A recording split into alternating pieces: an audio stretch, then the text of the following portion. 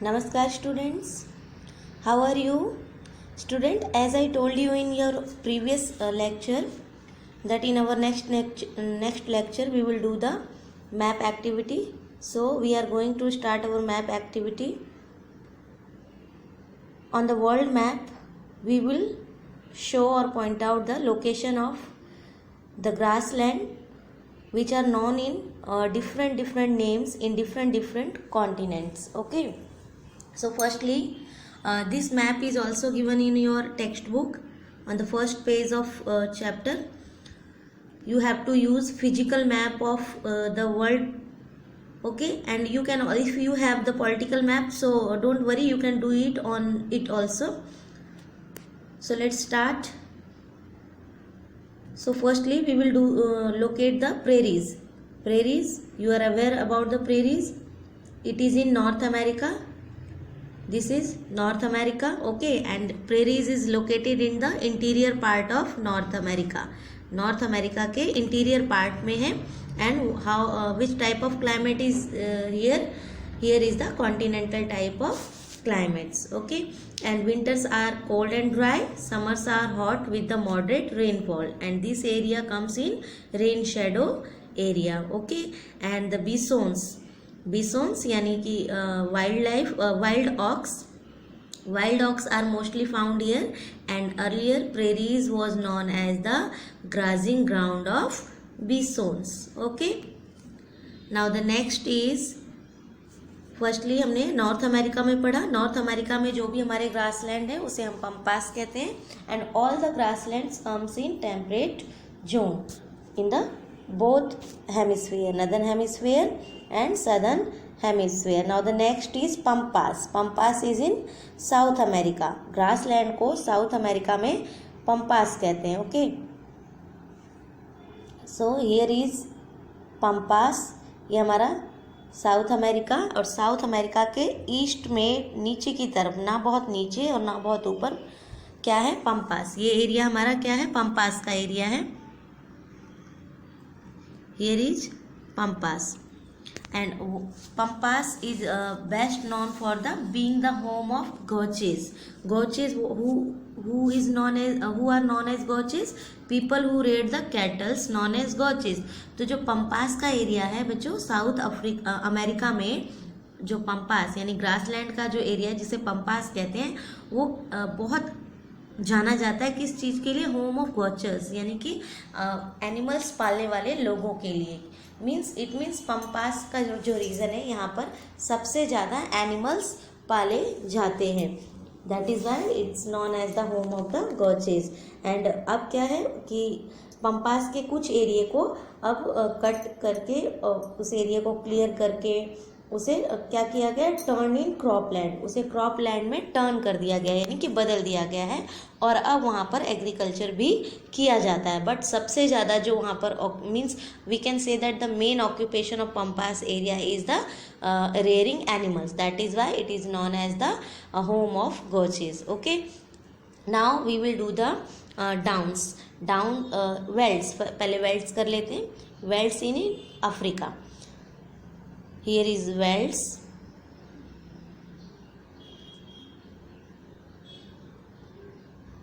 ये और ये वाला पार्ट अफ्रीका के अंदर, अफ्रीका के बीच सेंट्रल पार्ट में भी है, और यहाँ पर सदर्न पार्ट में भी हमारा वेल्स है. वेल्स दो तरफ लोकेटेड है. You can see easily. Here is यहाँ पे और यहाँ पे.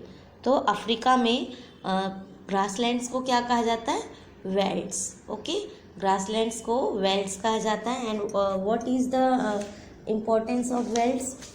Welds it has also, welds को बच्चों वेल्ट भी लिखते हैं, VELD, वेल्ट भी लिखते हैं. And type of wide open rural landscape in southern Africa.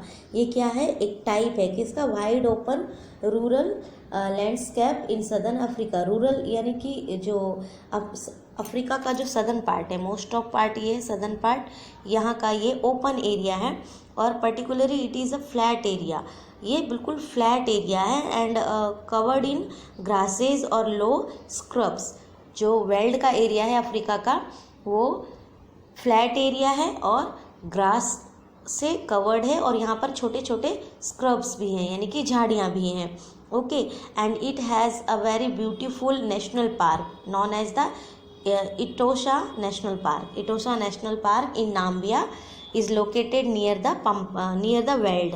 Means grassland के आसपास नाम्बिया में, अफ्रीका के नाम्बिया में इटोसा नेशनल पार्क है जो कि बहुत ही ब्यूटीफुल है और यहाँ पर बहुत ही ब्यूटीफुल एनिमल्स पाए जाते हैं. Okay, so done the location of world. now you are aware about the location of world. बच्चों ये आपको मैप पर दिखाना है इसी तरीके से. सेंट्रल पार्ट में जैसे यहाँ पर प्रेरीज है, आपको यहाँ पर ग्रीन कलर से लिख देना है. ग्रीन कलर से पॉइंट आउट करके यहाँ पे एरो डाल के आप लिख लोगे या फिर यहाँ पर बीच में लिख सकते हो जैसे यहाँ पर लिखा हुआ है मैप पे. ओके, और फिर इसी तरीके से यहाँ पर ग्रीन कलर से दिखाकर आपको साउथ अमेरिका में पंपास को लोकेट करना है. After then you have to locate veld in Africa, जिस तरीके से यहाँ मैप में आपकी बुक में दिया हुआ है. After then steppes. अब स्टेपीज कहाँ है? Steppes in Asia continent and most part of steppes यानी ग्रासलैंड्स का जो मोस्ट पार्ट है वो एशिया के रशिया कॉन्टिनेंट में आता है. And this part is also known as the Eurasians steppes belt. यानी कि यहाँ का जो ग्रासलैंड है उसे हम यूरोपियन स्टेपी बेल्ट भी कहते हैं क्योंकि कुछ पार्ट इसका यूरोप की तरफ भी जा रहा है और वही यहाँ पर आगे की तरफ एशिया में बढ़ा हुआ है, इसलिए इसे यूरोपियन स्टेपी बेल्ट भी कहते हैं. और जो यहाँ पर जो लैंग्वेज बोली जाती है इस एरिया में उसे इंडो यूरोपियन लैंग्वेज कहा जाता है. And horse is domesticated here. यहाँ पर सबसे ज़्यादा हॉर्स पाले जाते हैं. ओके, स्टेपीज़ के एरिया में सबसे ज़्यादा कौन सा एनिमल रेयर किया जाता है? हॉर्स. ओके, डोमेस्टिकेटेड एनिमल है हॉर्स, यहाँ का सबसे ज़्यादा पालतू जानवर है. Okay, and the steppes also has continental type of climate क्योंकि हमारे सारे के सारे जो भी ग्रासलैंड हैं वो मोस्ट ऑफ जो है हमारे टेम्परेट जोन में आते हैं. और ये एरिया जो है जो इनका क्लाइमेटिक कंडीशन है यहाँ पर कॉन्टिनेंटल टाइप ऑफ क्लाइमेट है. क्यों? क्योंकि यहाँ पर मॉडरेट रेनफॉल होती है, विंटर ड्राई होता है और जो समर है समर में यहाँ पर हॉट होता है और मॉडरेट रेनफॉल होता है. That is why it's known as the continental climate. Okay, now the veld. Veld is in Australia down. We now the fifth name of the grassland is down. Downs known in Australia. So here is the Australia.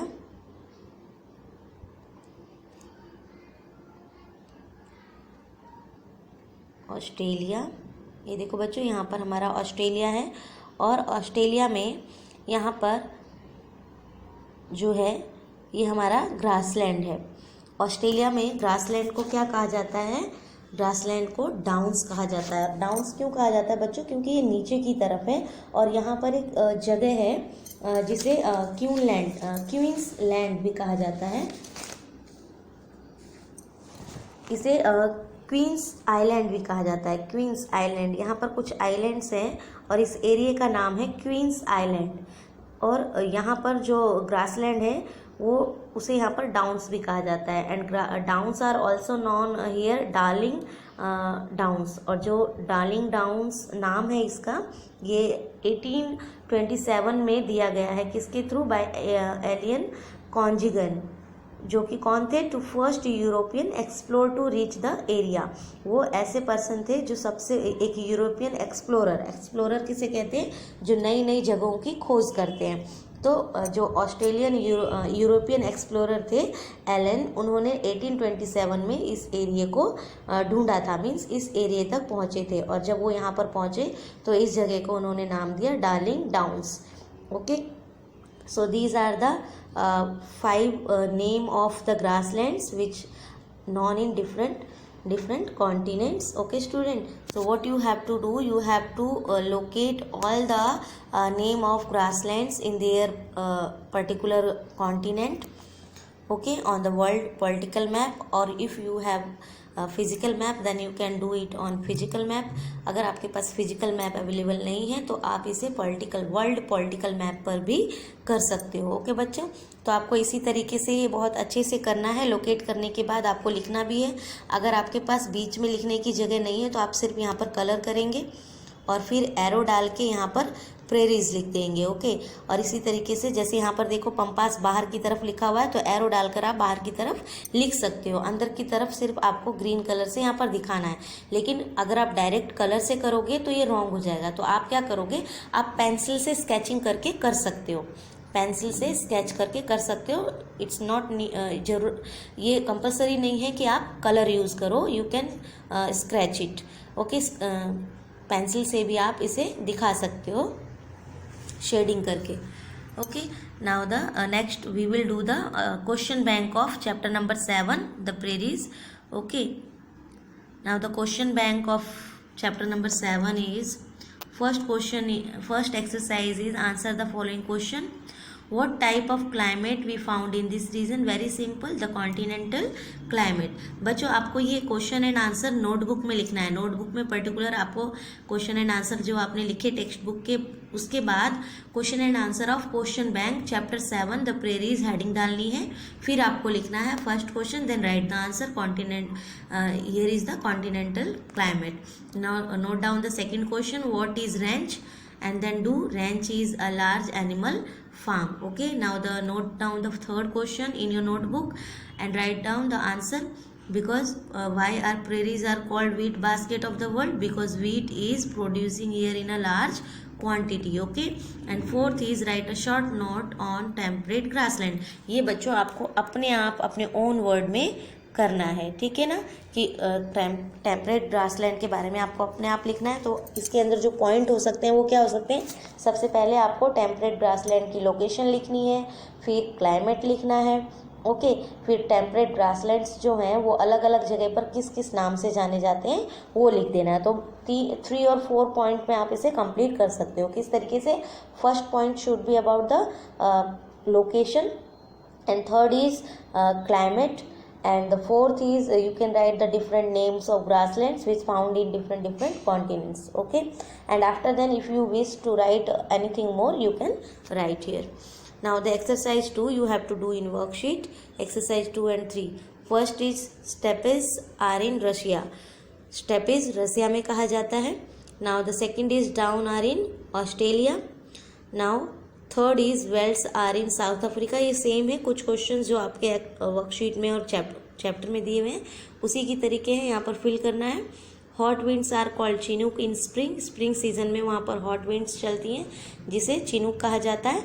And the prairies are sparsely populated. Sparsely means बहुत कम, यानी thinly populated है. Now the unscramble the following. The climate is continental climate. यहाँ पर आप पूरा लिख लेंगे continental climate. Now we see the big wild oxes are bisons. Now those who rear livestock are gauchos. वो लोग जो लाइवस्टॉक को रेयर करते हैं यानी पालते हैं उन्हें क्या कहा जाता है, गॉचेस. Okay student, so our chapter number 7 is completely done.